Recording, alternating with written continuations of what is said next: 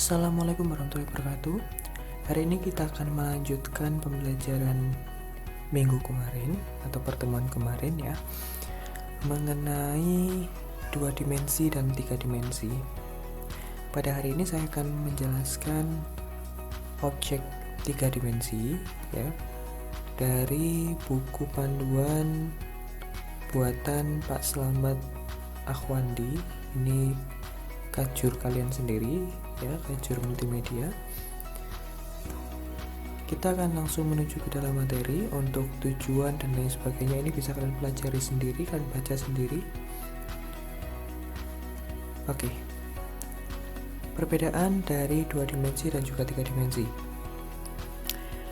Dari pertemuan sebelumnya kalian sudah menjawab perbedaan dari 2 dimensi dan 3 dimensi, entah itu kalian mencari dari internet ataupun kalian juga langsung melihat video dari video yang kemarin saya berikan. Pada buku ini dijelaskan bahwa untuk 2 dimensi itu memiliki tinggi dan lebar.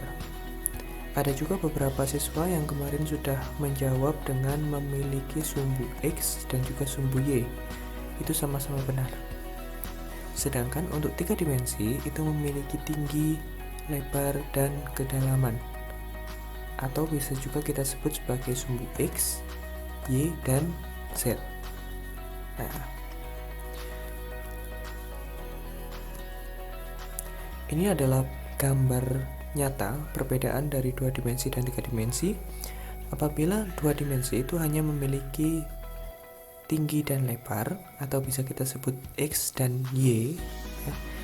Kalau misalkan yang 3 dimensi itu ditambahkan juga dengan kedalaman, jadi hanya ada X, Y, dan Z ke bawah.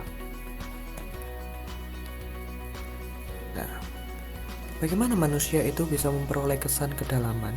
Ya, ini menarik sekali. Istilahnya, bagaimana bisa kalian melihat suatu benda itu seakan-akan 3 dimensi. Nah, dalam buku ini Bapak Slamet mengatakan bahwa manusia mempunyai 2 mata. Ya, itu hal yang penting. Yang pertama, yaitu manusia memiliki 2 mata. Yang kedua, kedua mata manusia itu memiliki selisih sudut pandang 120 derajat. Yang ketiga, perbedaan sudut pandang tersebut membuat masing-masing mata memperoleh gambar yang berbeda untuk objek yang sama. Nah, ini yang paling penting ya. Yang paling penting. Dan perbedaan gambar diproses oleh otak sehingga kita memperoleh kesan kedalaman atau jarak terhadap benda. Nah, dari perbedaan sudut pandang mata ini, ya, sudut pandang yang berbeda ini, otomatis kita bisa melihat jarak dari suatu benda, ya. Dan juga kita bisa melihat berapa kedalaman benda tersebut. Istilahnya seperti itu. Nah,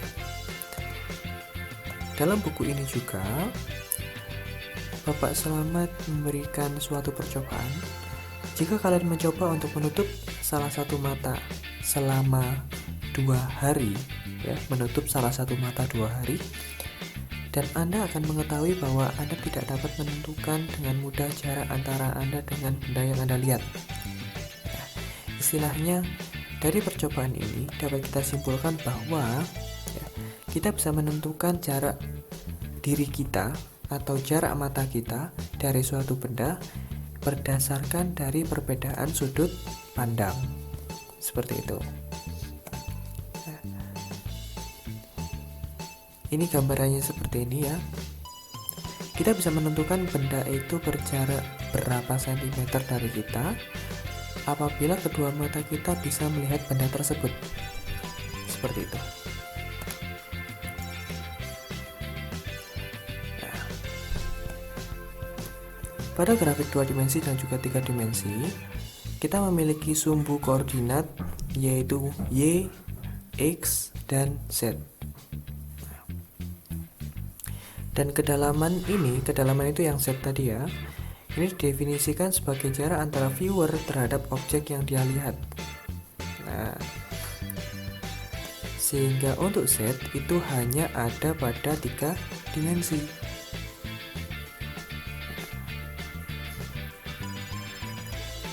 Oke.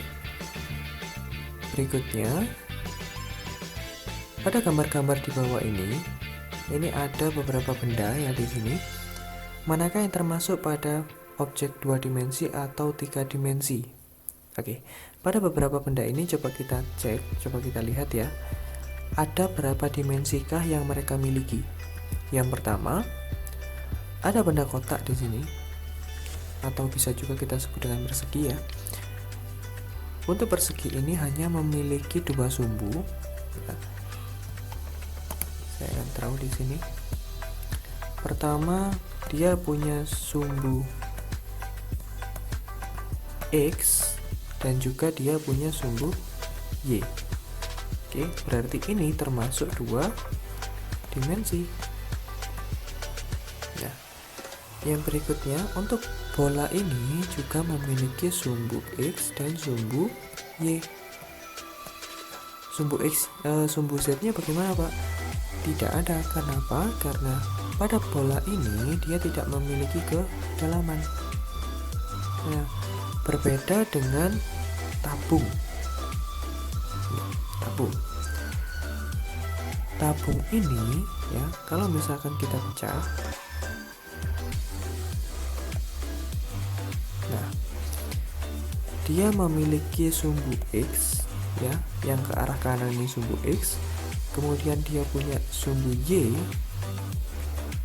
dan juga yang ke bawah ini dia kedalaman. Berarti ini masuk ke Z. Berarti tabung ini masuk ke dalam 3 dimensi. Oke. Begitu juga gambar-gambar yang lainnya. Di dalam objek 3 dimensi ya, pada umumnya memiliki elemen-elemen pembentuk. Nih, elemen-elemen pembentuk dari suatu objek 3 dimensi. Yaitu yang pertama ada vertex, yang kedua ada edge, dan yang ketiga ada face. Vertex itu merupakan titik yang terletak pada koordinat X, Y, dan Z. Nah, jadi vertex itu yang ini. Suatu titik itu kita sebut dengan vertex.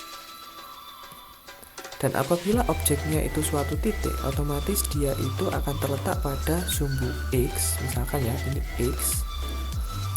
Kemudian dia juga ada di sumbu Y, ini X, ini Y, dan yang di bawah ini Z.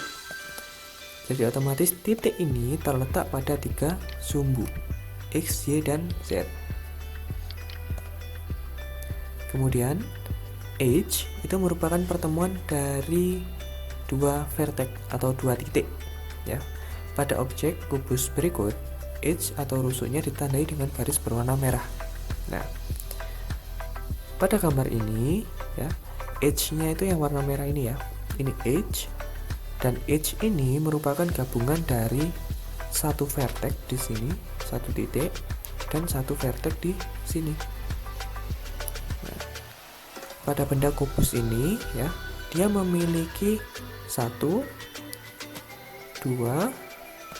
3, 4, 5, 6, 7, 8, 9, 10, 11, 12. Jadi pada objek kubus ini dia memiliki 12 edge. Itu ya. Jadi masing-masing objek itu pasti memiliki, yang pertama ada vertex, yang kedua edge, dan yang ketiga adalah face.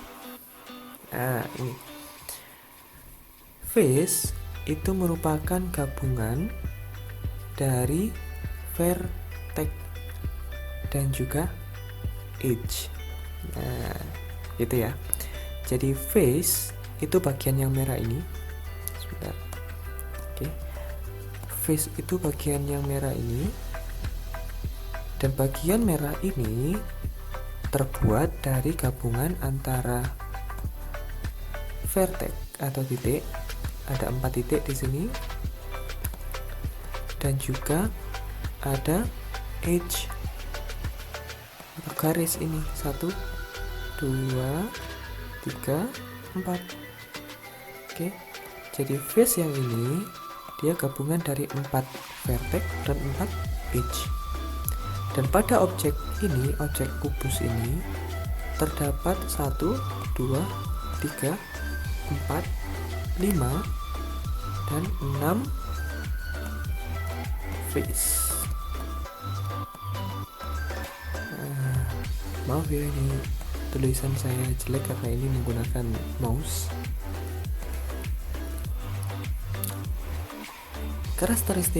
Karakteristik objek 3 dimensi. Objek 3 dimensi itu mendeskripsikan, menunjukkan permukaannya. Jadi ada face di sana, dan face ini akan selalu terlihat.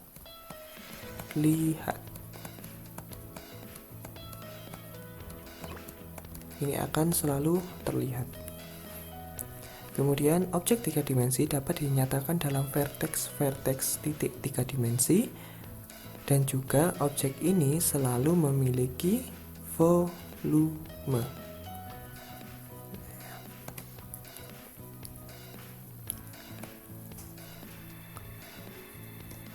Berikutnya membuat gambar 3 dimensi. Dalam pembuatan gambar 3 dimensi atau gambar perspektif, ya, kita bisa menuangkan angan-angan dalam bentuk objek 3 dimensi ke dalam kertas gambar 2 dimensi, baik berdasarkan pengamatan langsung atau berdasarkan kenyataan. Jadi istilahnya kita bisa membuat objek 3 dimensi, ya, objek 3D itu melalui benda nyata, misalkan ada meja, kursi, dan lain sebagainya, atau juga bisa kita membuat objek-objek yang tidak nyata. Contohnya, misalkan kalian pernah menonton film Cars, di sana ada mobil tapi bisa bicara. Nah, hal itu tidak ada di dunia nyata, namun kita bisa membuatnya melalui objek 3 dimensi. Yang berikutnya, ketika gambar 3 dimensi dituangkan dalam kertas gambar 2 dimensi, maka umumnya objek 3 dimensi yang dekat dengan mata akan tergambar lebih besar. Oke, jadi objek 3 dimensi yang digambarkan pada gambar 2 dimensi, ini kan 2 dimensi ya, namun objeknya ini sebetulnya 3 dimensi. Ketika kita lihat objek yang dekat dengan mata, misalkan untuk face ini, itu akan terlihat lebih besar daripada face yang belakang, face yang ini. Nah, sama seperti ketika kalian mempelajari materi perspektif, ya. Di sana ada 3 perspektif, ada 3 pandangan. Ada yang pertama itu sudut pandang manusia, kemudian ada sudut pandang mata burung dan juga mata cacing, dan ketiganya pasti sama. Kesamaannya adalah objek yang dekat dengan mata itu lebih besar dan yang jauh dari mata itu lebih kecil. Ini ya, ini sama seperti yang nomor 2, yaitu objek yang jauh itu semakin kecil. Berikutnya adalah topologi 3 dimensi. Pemetaan bidang-bidang topologi atau face atau poligon, ya, yang dibangun dari setiap titik vertex atau rusuk edge yang membentuk kesinambungan secara menyeluruh pada objeknya. Nah, dan topologi ini sudah saya jelaskan di atas. Jadi untuk 3 dimensi itu selalu memiliki titik, garis, dan juga sisi atau face. Oke, berikutnya objek kubus dibangun dari gabungan vertex, edge, dan face. Sedangkan topologi pada objek berbasis silinder, gelas, ini juga sama, ya. Jadi yang pertama, pada objek yang berbasis silinder yang bulat seperti ini, dia juga punya titik-titik. Berarti otomatis dia punya ini verticals ya, dia punya titik. Kemudian dari titik-titik ini juga ada garis, ini garis, ini garis, ini garis ya. Berarti otomatis dia juga punya edge. Dan yang terakhir, masing-masing garis ini apabila kita satukan ya, otomatis dia juga memiliki face.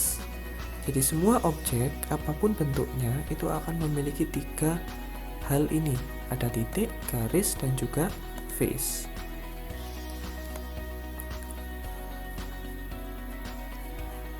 Oke.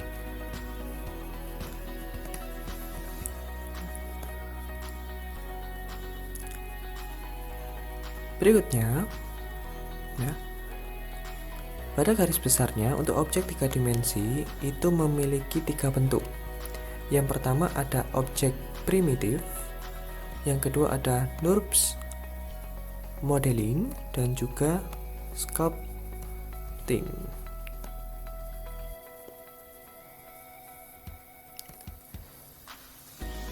Terdapat 2 model 3 dimensi, yakni model hard surface ya, ini model hard surface, yaitu segala bentuk objek yang diciptakan atau dikonstruksi oleh manusia. Contohnya itu ada arsitektur, kendaraan, robot, dan mesin. Dan yang kedua ada model organik. Nah, model organik ini yang sudah ada tanpa campur tangan manusia. Contohnya seperti hewan ya, tumbuhan, batu, dan lain sebagainya. Untuk teknik modeling hard surface itu yang pertama kita bisa menggunakan modeling primitif. Jadi di dalam Blender 3D itu sudah ada beberapa objek standar ya, yang kita tidak perlu membuat lagi. Jadi di dalamnya sudah ada. Di antaranya ada cube. Cube ini kubus ini ya. Kemudian ada plane. Plane ini kertas kotak, yang ini mungkin bisa kita sebut juga dengan apa istilahnya ya, yes, kotak lah istilahnya ya. Kemudian ada circle. Circle ini hanya lingkaran garis. Ada torus. Torus ini sama seperti donat ya. Kemudian ada pyramid, ada silinder, ada wajah monyet atau monkey, ada sphere, dan grid. Teknik modeling yang kedua ya, selain ada yang primitif, ada juga teknik modeling primitif yang sangat-sangat dasar, dan ini pasti sudah nampak ketika kalian membuka Blender, yaitu cube atau kubus. Nah, seperti yang saya jelaskan tadi, setiap 3D modeling itu selalu memiliki vertex, titik, edge, garis, dan juga face. Ini istilahnya apa ya? Bidang mungkin ya. Face ini bidang. Teknik modeling yang kedua yaitu teknik modeling poligonal.